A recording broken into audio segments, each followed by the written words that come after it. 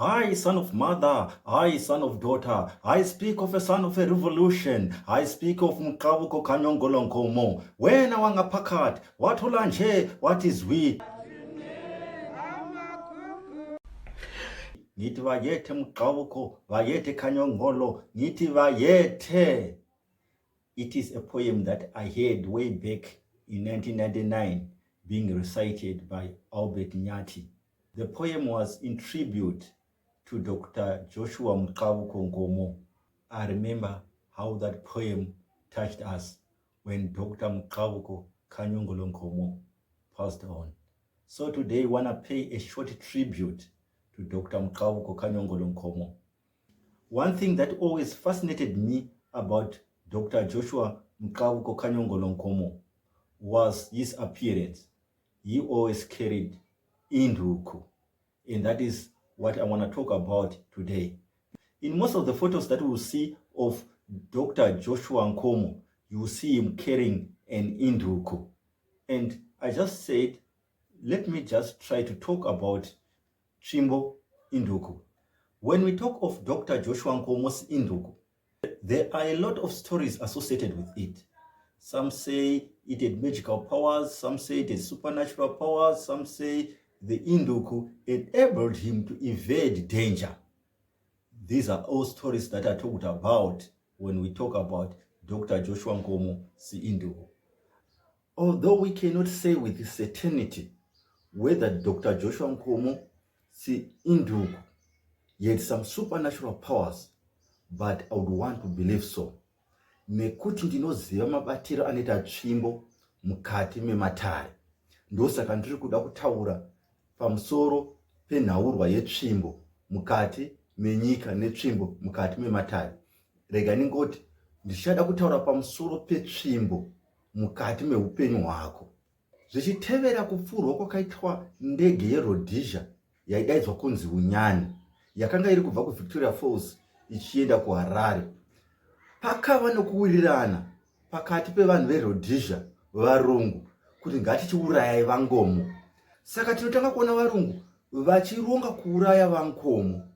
Zvinonzi izvo pakabhombwa Freedom Camp, pakanga pane urongwa hwokuti vaNkomo vakanga vari kuenda kuFreedom Camp kunotaura nevanhu vakanga vari kuFreedom Camp. Asi zvinonzi zvakaitika ndezvekudai, maki emota yaifanira kuperekedza vaNkomo akazononoka kuwanikwa, zvakaita kuti vaNkomo vanonokewo kuenda kuFreedom Camp. Panguva yavakada kuzosumuka vachienda kuFreedom Camp, ndipo pakanga pari kubhombewa Freedom Camp. Dai maki aya akawanikwa pachine nguva, vaNkomo vakadai vakaenda kuFreedom Camp, vakadai vakawanikwa vari panjodzi yekubhombwa kweFreedom Camp. Kupukunyuka kwatiri kuona kwavakaita mukati meupenyu hwavo. Ende kupukunyuka kwakadai hatingangoti kupukunyuka kuri kwega. Ini ndinoti tsvimbo dzavaifamba nadzo dzakanga dzine vadzimu avapanzi mukati meupenyu hwavo. Hapasipo pega pakapukunyuka vaNkomo. Tinoziva zvekare kuti varungu veRhodesia vakaronga kuuraya vaNkomo kumba kwavaigara kuZambia. Kwakatobva vuto rakabva kuRhodesia rakananga kuZambia kunobhomba pamba pavaNkomo. Asi vaNkomo vakangoudzwawo nerunyere kupe kuti kuri kuuya vanhu vari kuzovauraya. Zvinhu izvi hazvisi kungoitika, ndiko kubata kwevadzimu kwatinoona kuchiitika muupenyu hwavaNkomo. Saka chiandei tione kuti nhaurwa yeTsvimbo inofamba sei mukati mekurarama, mukati menyika nemukati mematare ako. Ndataura nezvetsvimbo dzematare, ndikataura nezvetsvimbo dzenyika. Tine tsvimbo zvekare dzatingati dzemhuri. Ndiri kushandisa inzwi rekuti tsvimbo dzenyika nemhaka yekuti makare kare takanga tisina nyika imwe chete inonzi Zimbabwe. Takanga tine nyika yaChinamhora, takanga tine nyika yaMangwende, takanga tine nyika yaMakoni, takanga tine nyika yaMutasa. Nyika dzakanga dzakasiyana siyana. Saka nyika dzese idzi dzakanga dzine madzimambo akanga akasiyana, dzakazobatanidzwa pacolonization tikabva tava nenyika imwe chete inonzi Zimbabwe. Saka kana tichitaura nezvetsvimbo dzenyika, tikutaura kuti nyika yega yega yakanga ine tsvimbo yayo. Tiri kureva kuti Makoni aitonga ane tsvimbo yake, Mangwende aitonga ane tsvimbo yake, Lobhengula aitonga ane tsvimbo yake. Saka mambo aiti kana achigadzwa aizopiwa tsvimbo. Aipiwa tsvimbo, aipiwa gano, aipiwa bakatwa. Tsvimbo yakanga isingafambiri yega. Kana ichitaura nezvetsvimbo yenyika, yaifamba negano, yaifamba nebakatwa. Ndozvaipiwa mambo. Asi mambo aizongoonekwa pese pese panenge achitonga kana kufamba akabata tsvimbo. Tsvimbo idzi dzaireva zvakawanda. Tataura kuti wakanga uri kupiwa masimba ekunzi ndiwo vava mambo, waibva wapiwa tsvimbo. Asizve tsvimbo idzi dzaigadzirwa. Ndiri kuda kutaridzai tsvimbo mbiri dzatinadzo nhasi. Tsvimbo idzi dziri mbiri dzakasiyana. Dzakasiyana pakuti iyi tsvimbo iyi itsvimbo yakavezwa. Iyi tsvimbo iyi haina kuvezwa. Vamwe vakashamisika kana ndichiti tsvimbo iyi haina kuvezwa nemhaka yei. Kana tichitaura nezvetsvimbo yakadai, uyu mudzi uyu, tsvimbo iyi inotorwa pamuti unenge uchienda mukati merwizi.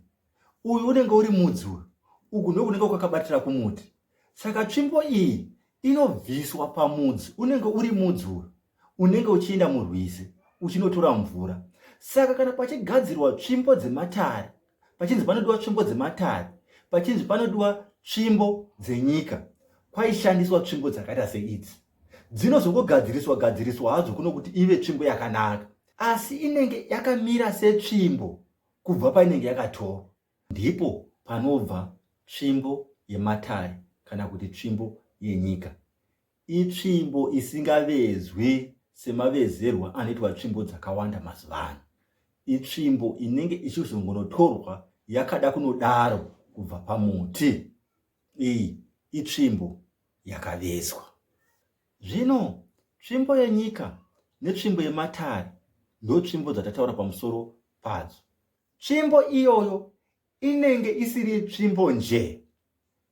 Itsvimbo inenge yakanotorwa ikagadzirwa, then yogadziriswa chivanhu chokuti ichiva tsvimbo inenge ichidzivirira nyika.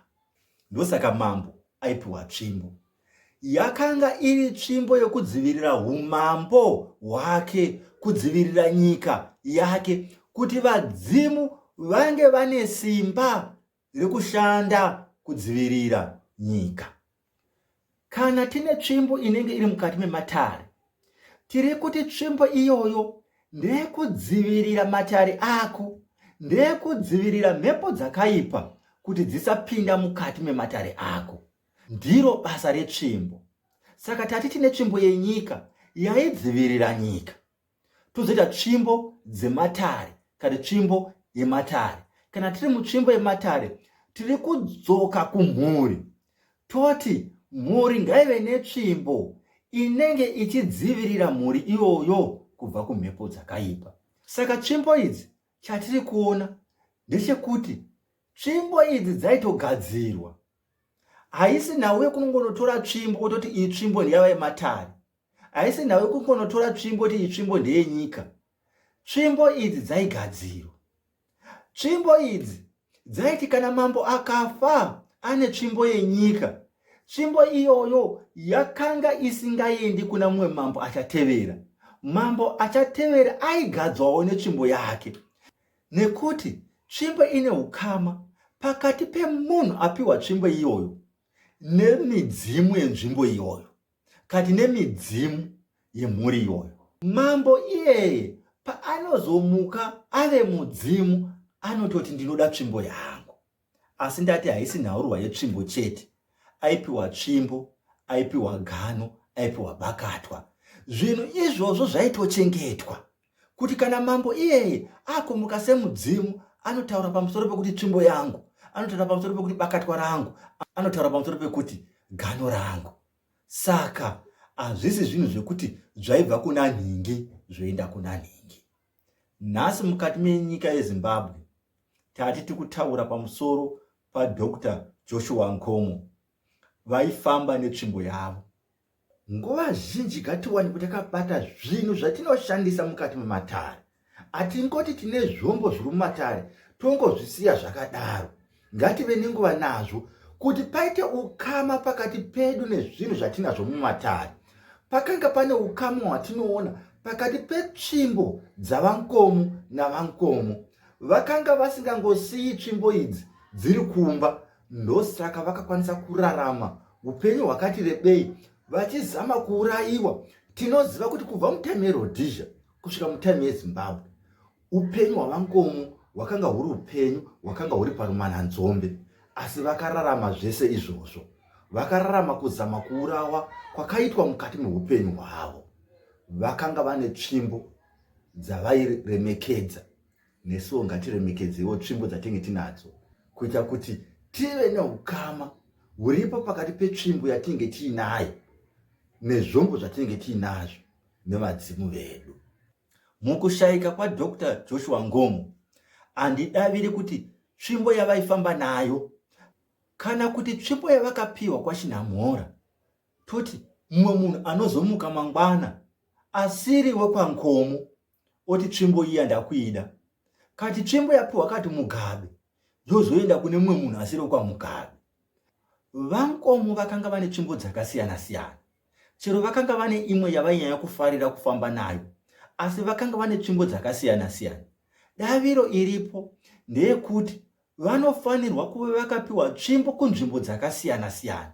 Vanofanirwa kunge vakagamuchirwa nemidzimu yakanga yakasiyana siyana yenyika dzakanga dzakasiyana siyana, nekuti tine mhondoro nemidzimu yenzvimbo dzakasiyana siyana yenyika dzakasiyana siyana. Hadzina kumbobatana mhondoro idzodzo kuti dzigadzire tsvimbo imwe chete yadzakati iyi ndiyo tsvimbo yenyika. Ngatimbotaurai sepakapiwa vankomo tsvimbo kwaChinamhora. Zvairevei Nyamasoka akanga akamirira nyika yekwaChinamhora, akapa tsvimbo akamirira nyika yekwaChinamhora? Saka ndizvo zvatinodzidza zvikuru kubva kuna Dr Nkomo. Ngatirambe tiri pachivanhu chedu, ngatirambe tichikurudzira chivanhu chedu zvekuti tsvimbo yenyika zvangova zvevanhu vepolitics. Mapolitiki ndikada kumateerera zvese zvanotaura, pamwe tinorasika. Vangomo vaive munhu aiteverera chivanhu. Kana vakanga vane tsvimbo yakasimbiswa, ivo nemhuri yavo ndivo vangaziva, nemasvikiro akavapa tsvimbo iyoyo ndivo vangaziva. Isu veruzhinji kungangova kufungidzira. Neiyoyi dzidziso ndangoti timbotarisa upenyu hwavaMukavuko nekutsigira kwavo kwavaita chivanhu, nekufarirwa kwavo kwavaitwa nemasvikiro akasiyana siyana, nemasvikiro emarudzi akasiyana siyana.